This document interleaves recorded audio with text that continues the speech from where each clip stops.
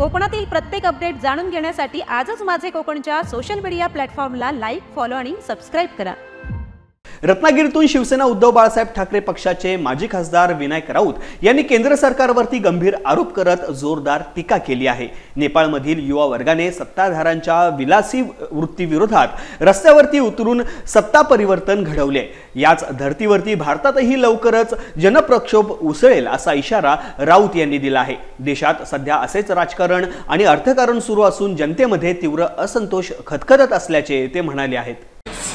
नेपाळ आपला शेजारी देश आहे आणि नेपाळची तरुण मंडळी ज्या पद्धतीने सत्ताधाऱ्यांच्या विलासी वृत्तीचं प्रदर्शन करून रस्त्यावर उतरली आणि सत्तापालट करून यशस्वी झाली।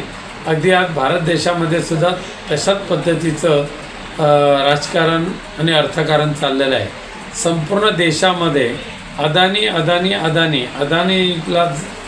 करोडो एकर म्हणजे लाखो एकर जमीन ही अदानीच्या घशात घालायची आणि अदानीच्या माध्यमातून भारतीय जनता पक्षाची तिजोरी भरायची।